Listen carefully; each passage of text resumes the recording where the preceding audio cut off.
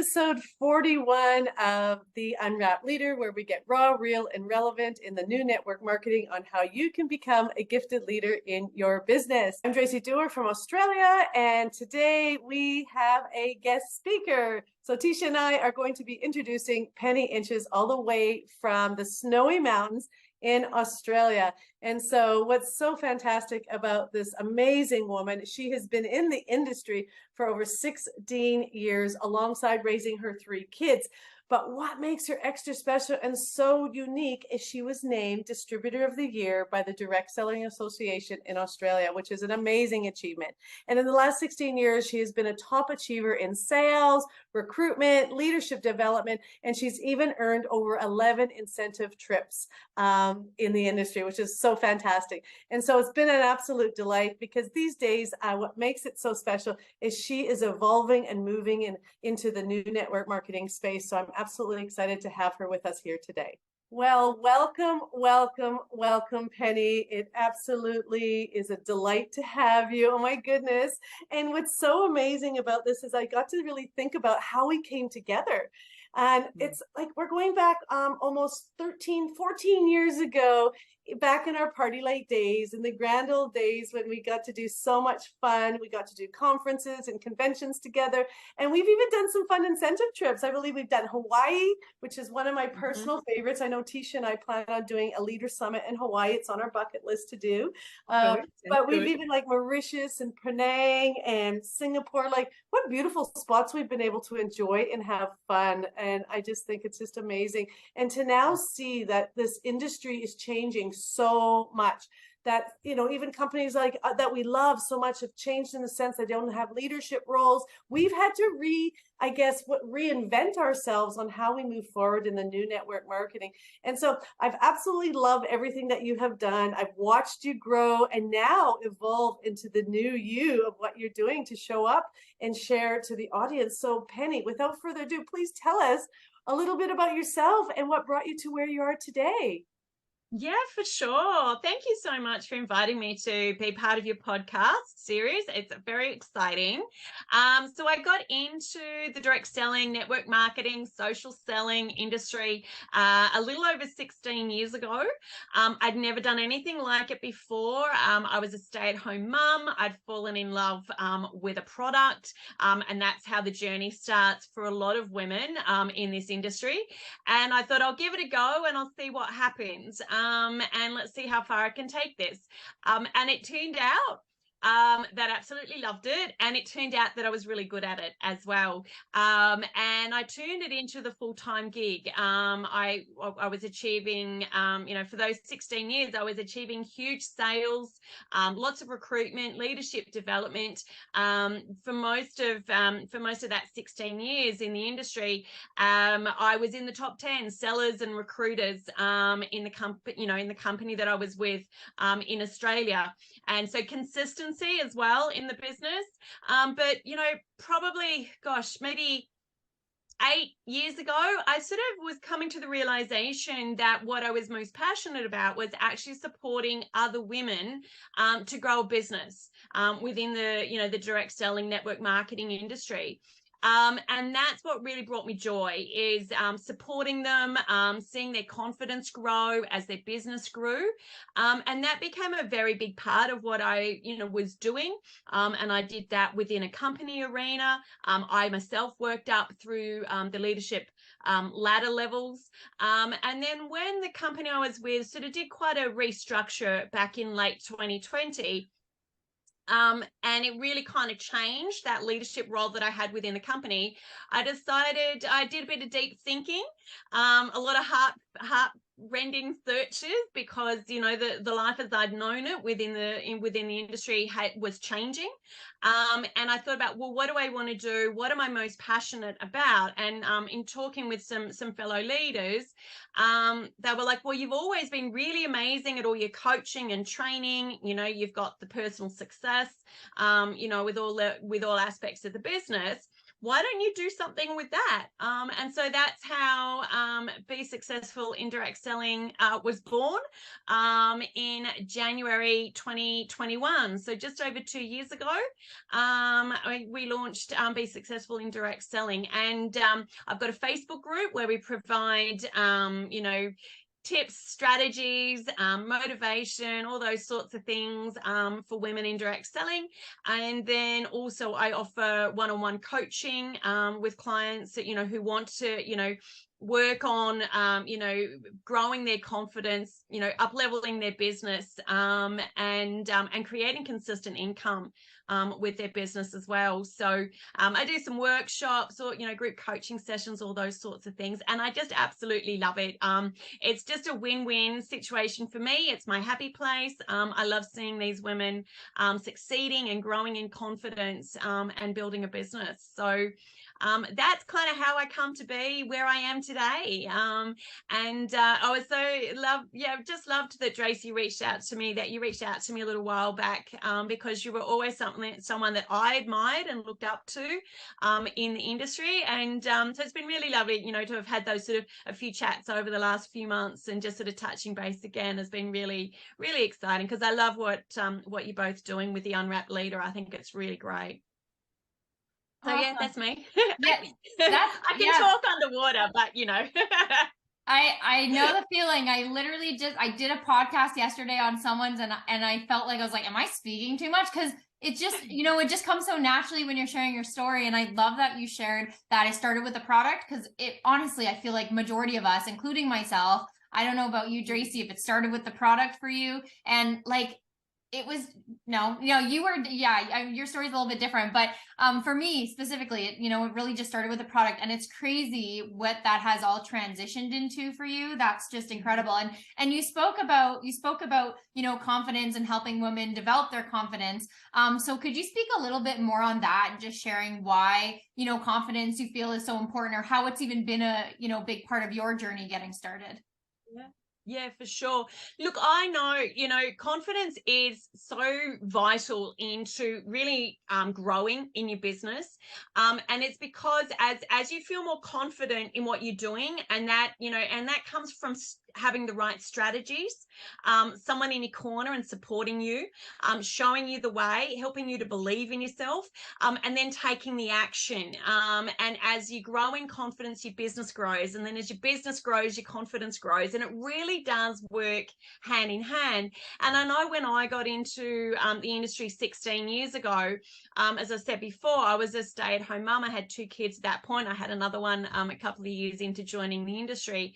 And I'd been a very independent woman. I spent my late teens, early 20s traveling the world, living in London, working in London, all over Europe, all on my own. But I've actually been with my husband since I was 22. And I've found, and I think, a lot of women resonate with this. I sort of fell into that reliance on him to do things. If we were going somewhere new, I couldn't drive there because I don't know where I'm going. Get him to drive. And I still remember that being one of the first things, because I started with doing in-home parties. And I remember going to do an in-home party in a town not far from me. I'm in country New South Wales. And someone rang through, a friend of the host rang through, and she said, would you come and do an in-home party for me in my town?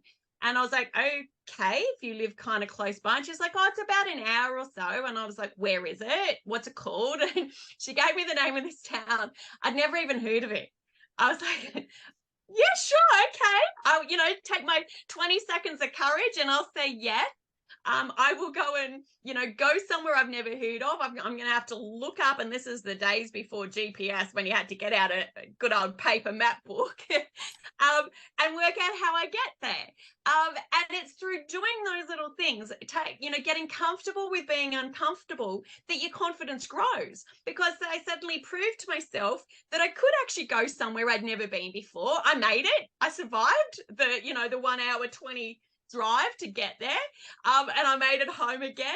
And it's all those little things, those stepping outside your comfort zone and trying something new and then doing it on repeat, and your confidence grows with it. And as your confidence grows, your business grows, because you more frequently take that 20 seconds of courage, and step outside your comfort zone and become comfortable with being uncomfortable.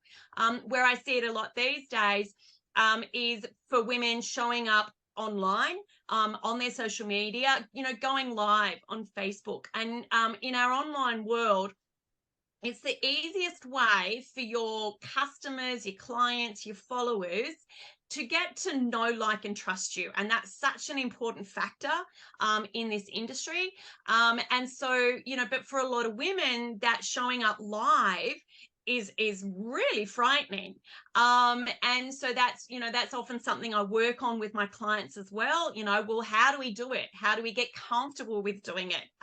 Let's get comfortable with being uncomfortable until we get to that point where we're feeling confident. And then it makes that follow-on impact in your business, because people get that opportunity to go, oh, well, that's what Penny sounds like. That's what she looks like. This is what she talks about, all those sorts of things. And that's how you build that know, like, and trust, with your online followers and customers and clients, whatever you want to call them. Well, I have to say, first of all, again, personally, a huge congratulations, because you do have a title and a award or a recognition for something very few people have in this industry, that you are rated, or what is the word, been prized with being the #1 distributor in Australia for the Direct Sellers Association. And I just really want to say a special congratulations, because I think that's an amazing achievement. I'm very envious of it. I think it's fantastic, because I know to be the DSA, we're proud of you for that accomplishment. And I know, back in the day, it was so much easier to invite people around for a cup of tea and demonstrate products. And now people are getting started, and it's not like that anymore. They have to show up online. First of all, you're targeting a women 40 plus, is what I understand. You got a more niche targeted audience of women who, like, social media maybe isn't their game. So not only are they learning about products, they're also learning about how to demonstrate and showcase online. Like, that's huge. Like, that's like a new thing. So that's taking double confidence. And I love what you said about the 20 seconds of courage. And hence why I knew we would make a great podcast together, because Teisha and I's philosophy, or one of our total brand pillars, is confidence. And we talk about doing one brave thing every day, one brave thing, 20 seconds of courage. And I think it lines up so much. So what do you think some of the key elements is in the new network marketing that people do need to learn and implement to level up in the network marketing? And how do you see, what kind of tips do you give them to build these confidence? Yeah.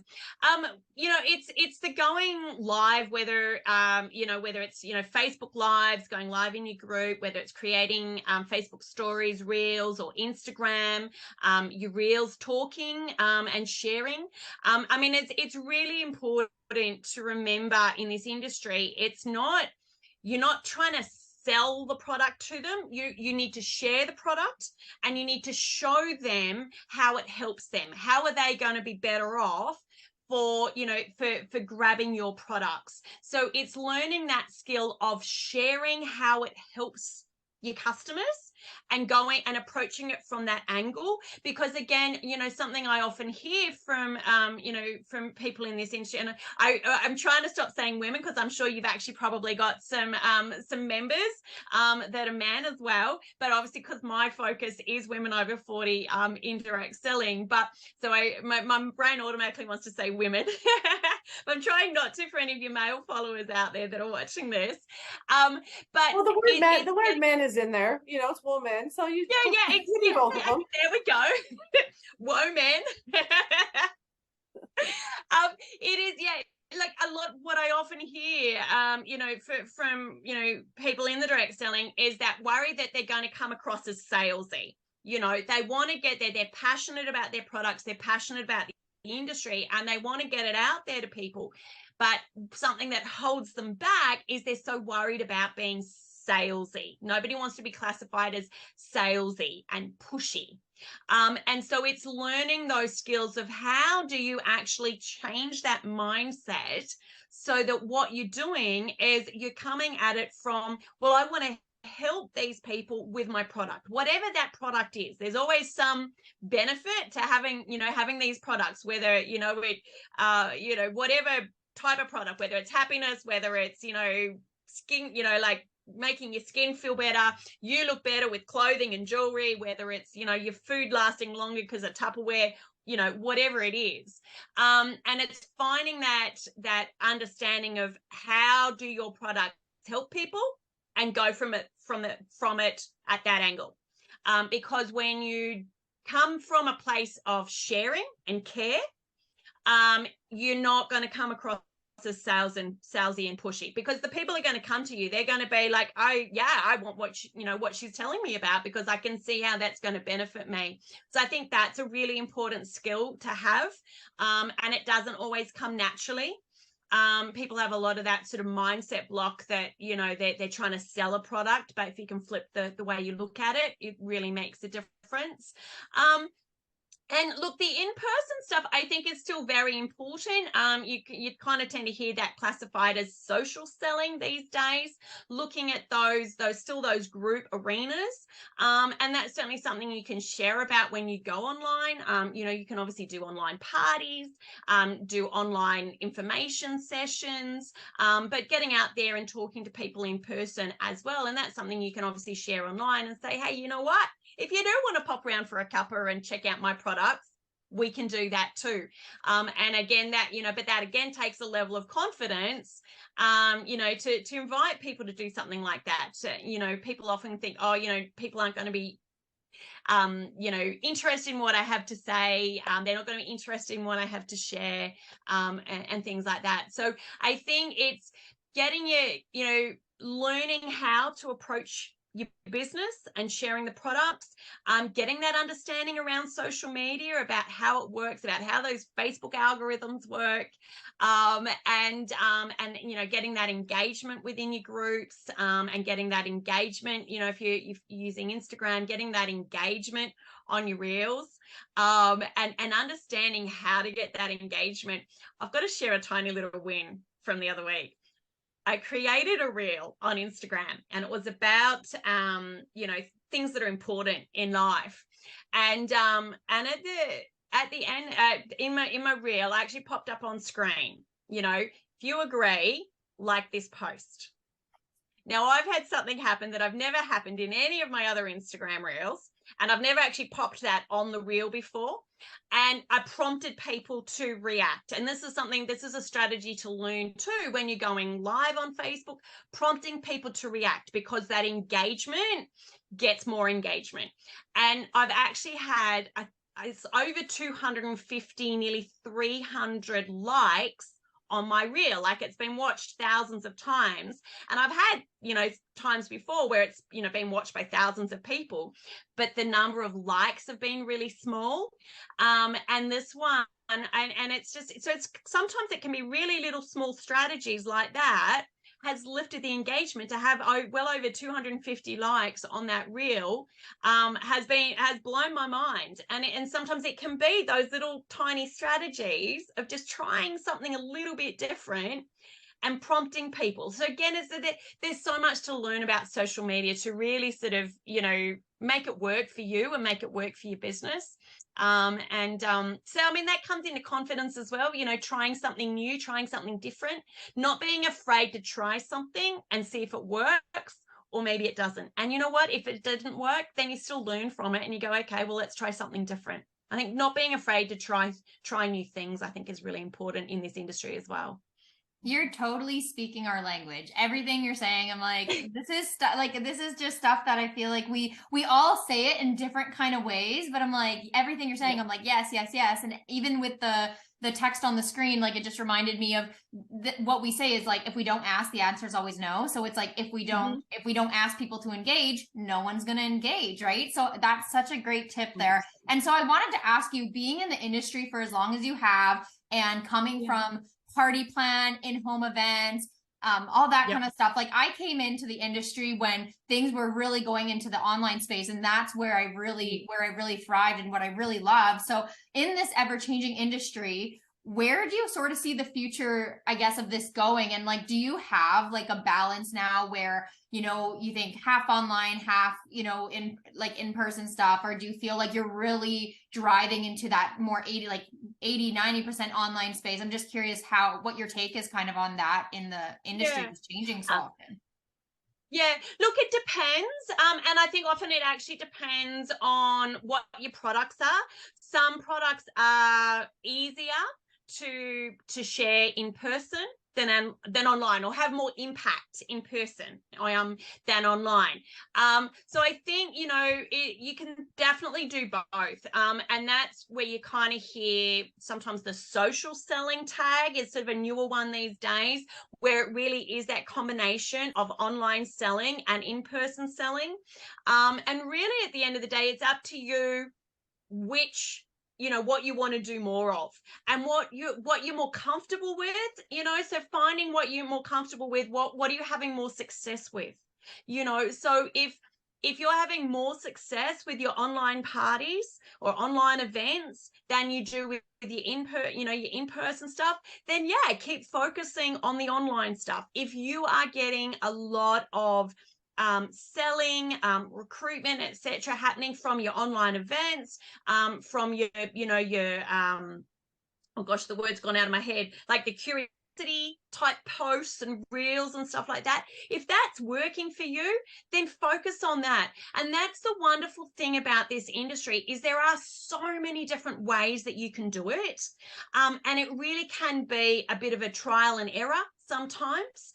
And, you know, obviously, you know, when you work in the online space, you can reach a much bigger group of people than if you're doing in-person stuff, where, you know, geography then plays into it, and, you know, you can only sort of necessarily travel so far from your home to be doing that sort of stuff. So that's one of the things I've really loved about the implementation of social media into the direct selling industry, network marketing industry, is that you can reach so many more people.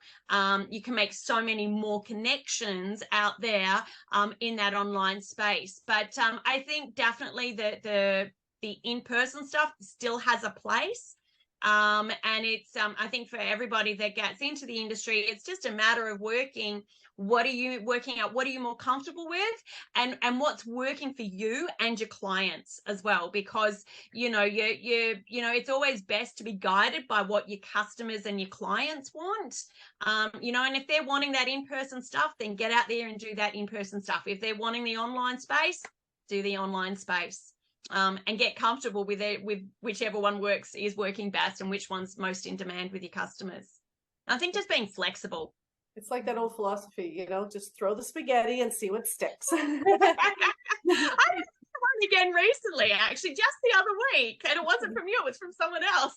I love that one. I think it's brilliant. And I think just the online space is is that as well. I think us coming together, what we're doing, you know, is very collectively very similar, but at the same time collaborating. And, you know, you and I've shared the stage in many of conventions and conference, and now we're sharing the podcast online space.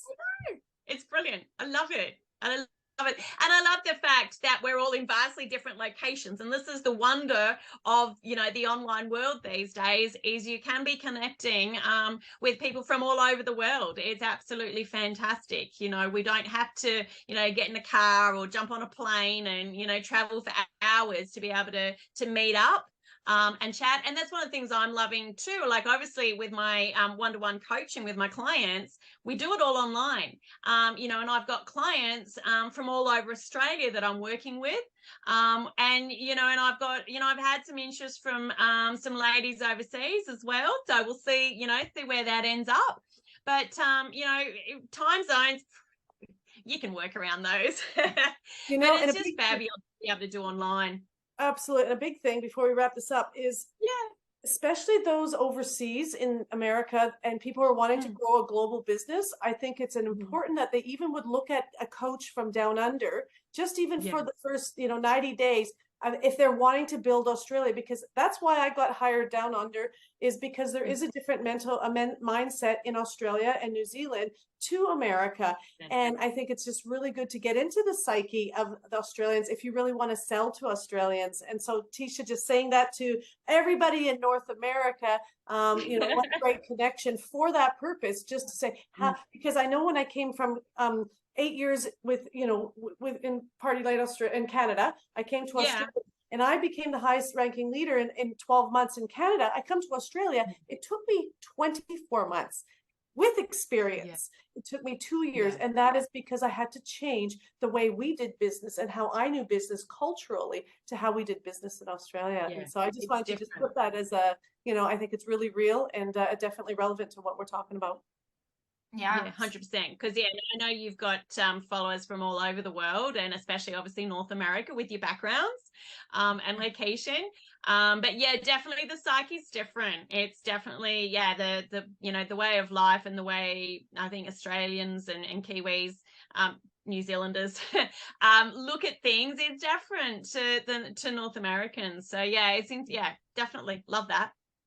Well, thank you so much, Penny, for sharing. Can you just let our audience know where can they find you on whether it's on social media or? Yeah, for sure. So on Facebook, you can just find me, Penny Inches, direct selling coach. So go search me up on Facebook. We do have the Facebook group as well, and page. Be Successful Indirect Selling is the group and the page.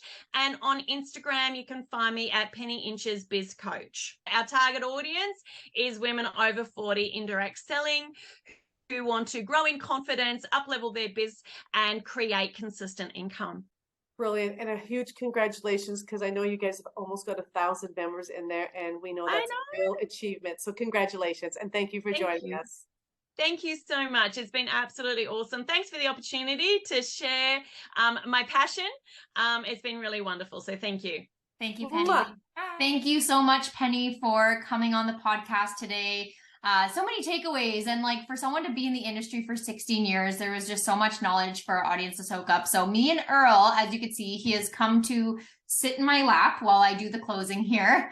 We're going to give some takeaways that we had today. So first of all, one of the things that really stood out to me that she said was just having the 20 seconds of courage in your business and just getting comfortable with being uncomfortable, because ultimately those are the things that are going to lead to developing that confidence in your business. So I really love that. Another one was just the importance that she emphasized on live videos, right? Like that's how people really get to know us. And I think it goes along as well with like the stories that we do. Those are all things that help develop that like, know, and trust factor with our audience. And I love that she touched on that. So just a couple takeaways. We would love to hear your guys' key takeaways in the comments. Make sure you give this video a like, hit subscribe, as well as share with your team, your friends, or any business builders that you feel that would benefit from this. Also, if you are listening in on Apple or Spotify, please leave us a 5-star review if you enjoyed this episode, and we can't wait to see you next week. Last but not least, I want to talk about our Gifted Leader community. We are coming to an end of our book club there, but all the recordings we did have been posted. So if you guys haven't had a chance to get our book yet, we will link it in the show notes below. Go grab it and come join in on the book club, as well as the free gifts analysis. So that's a free resource we've had going for a while, but I wanted to bring it up again this week because we are going into the second quarter of the year here, and now would be a great time to kind of analyze what's been going on in your business, the strengths, the weaknesses, where you feel you need to improve, and just do an assessment for your business. So thank you guys so much for watching. I'm going to link all those resources I talked about in the show notes below, and we will see you next week on the podcast for episode 42. Bye, guys.